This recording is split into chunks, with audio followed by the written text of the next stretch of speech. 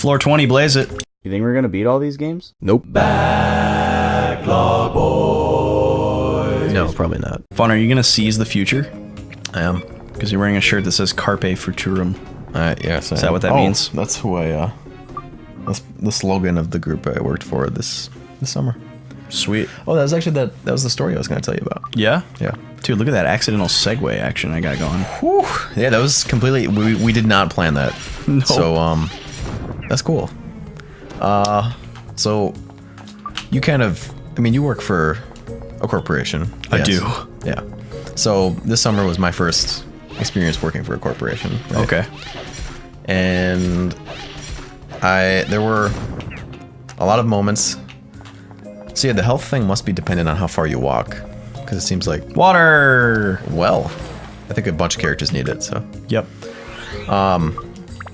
So I had the first taste of the corporate American work life, right? So, Well, I mean, sure. well, because it was every day, like all day, Right. Several days, like. But you weren't like stuck in a cubicle. No, but like the structure, Right. like so. There was a guy that I worked with named Hugh, right? Okay, so there were so many. Hugh Mungus. Yeah, his last name was Mungus. Look him up on Facebook. He was a funny guy. He like would say there was no filter, right? He would just say things, right? Like Bracky. Yeah. Like whatever is in his mind, he's just gonna say it. There's no like, thinking about it beforehand or like, filtering out for whatever audience he's we gotcha. in front of. And He's all id. yeah. And we were working with like, high school students over the summer, right? Oh God. And he was in charge of high school students. Right. And he didn't by any means ever do a bad job. But like there were moments where he would just say things that were out of place, right? Yep. Like Hugh had a soft spot for drinking, right? Okay. And Already really qualified to be in charge of children. they weren't they were high school. Let's children. be honest, they're children. I mean, but they're not like Children who think they're uncorrupt. adults. Yeah, they're not uncorrupted. Uncorrupted. By high school, they're already corrupt. So, Oh, it's not full yet. so there was like one point where he said, what did he say? He was in front of his students, and we were in Boston, right? We were in like a college in suburban Boston, and we were going to take like a tour of MIT for the day, right? Mm-hmm. And then at 5 or 6 o'clock, we would have like the rest of the day before the buses came to do whatever. So we would essentially everyone had like 4 or 5 hours to do whatever in downtown Boston. Okay. By MIT. And so he made a joke that he was gonna like go to Chinatown or something and get drunk, and said that to the students and like, oh, who wants to come with? And it was joking, right? And everyone in his group knew it was joking. Okay. Because that wasn't gonna happen. And so what happened is he said that, right? And no one thought anything of it from the staff. Like, I think one of us had heard about it, but like, no, it wasn't a big deal. That was weird. And oh God. again. Ouch. Used to be good at fighting those guys. Yeah. Gotta get back into it. But do you have to employ some high level tech? No. Just screwing it up.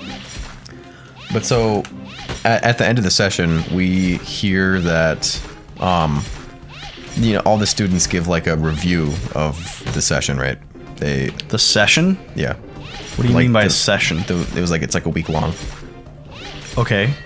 And they review, because like we run 4 separate sessions in 2 different locations. I guess I don't understand why there's they're different called students for each one. Sessions. Because, That makes it sound like they're getting therapy or something. well, it's more for the staff's point of view, because like we do multiple sessions. Sessions of what? Of the program. We But- run 4 separate sessions of the program. But it's all the same program.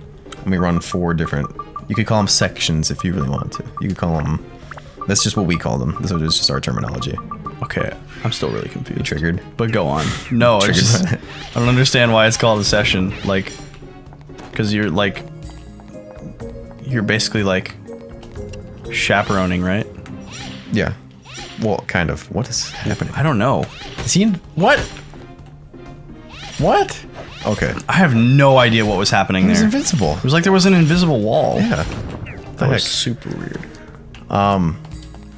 So at the end of the we'll call it a cycle for your Okay. sake, Austin. That makes a lot more sense. At the end of the first cycle, like everyone gets sends in, all the students send in reviews, right? Okay. And someone had mentioned that, or one student had mentioned that in their review. They said that Nice. Hugh, what they said though, they said Hugh talked about getting drunk in Chinatown and then went to Chinatown and got drunk and then came back to campus drunk, right? But some of our staff went out to eat with Hugh that day, and he didn't go to Chinatown. He was with them. He didn't drink and did not return to campus drunk. So right? somebody was just slinging mud? So it was a rumor, and it was, if you know, there were staff members with Hugh that could verify that he did not do that, right? Right. So we go to our second, so then we go from Boston to Atlanta, so we're going to do our second session there, right? And we're understaffed, right? In Boston, we were very understaffed. It was a scramble to like get stuff done. Ooh, they almost had you pinned there. Yep. And we find out like 2 days before the session's about to start, Hugh's been fired. Hugh's gone. Oh, no. He got canned.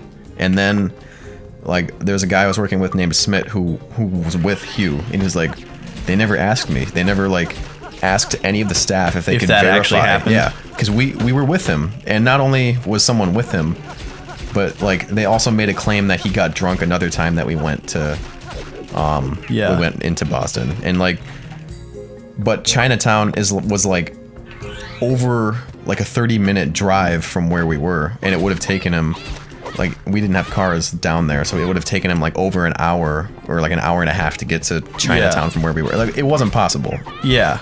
And so it was just like a rumor, right?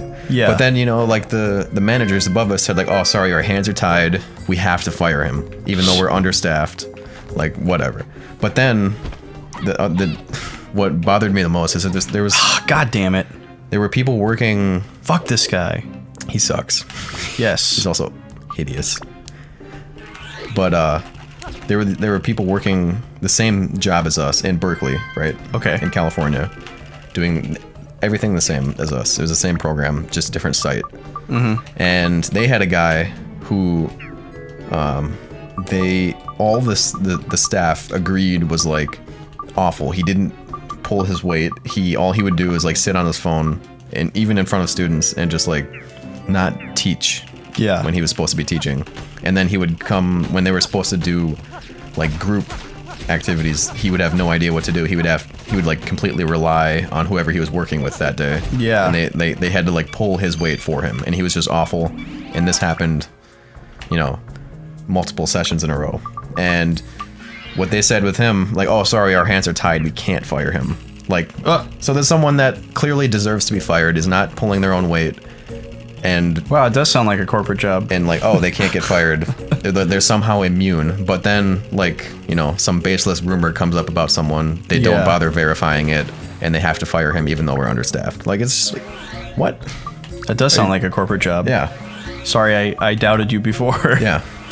And it was just, there were a lot of moments like that where it's just like, oh, so this makes no sense. This is what it's like. Yeah. Yeah, that sounds about right. Just nonsensical behavior from management. Yeah. But I'm glad I've had that experience now in like a seasonal work job as opposed to permanent.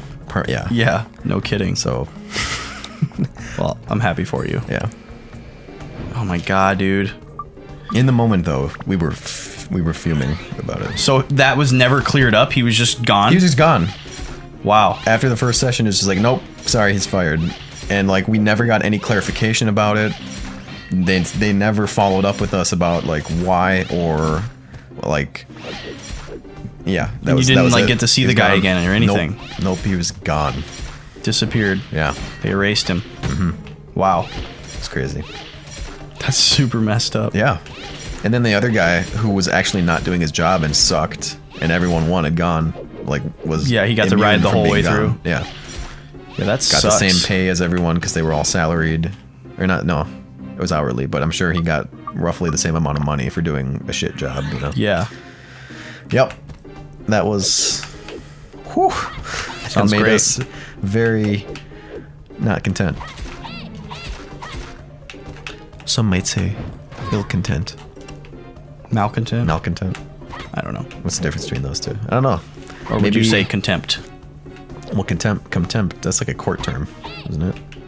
Well, contempt just means like, you know, like disapproval. Dereliction of... You don't approve, or you're upset. I thought that... Yeah, I guess... I don't know. Like, to feel contempt towards someone is okay. like jealousy, hatred kind of feelings. I was thinking of like the court sense where like... You resent them. I'll charge you with contempt if you don't do that thing. If you don't quit farting. Hey, quit farting. Quit farting in the courtroom. We all smell it. We know it's you. That would be hilarious. Yeah, next sitcom that has a courtroom scene, please put that in. Court fart. Yeah, pay us. Forward to backlogboys@gmail.backlogboys. Wow.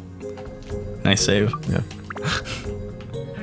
Backlogboys. Pumped with energy. Backlogboys.com/backlogboys. Oh, man. 2 more enemies, and then we're out of here. Oh, all the way down there in the corner. Yeah, dude. But you got stamina. I do. But it's not going to last. Do you think it'll last? I think it's going to last long enough. Just won't last.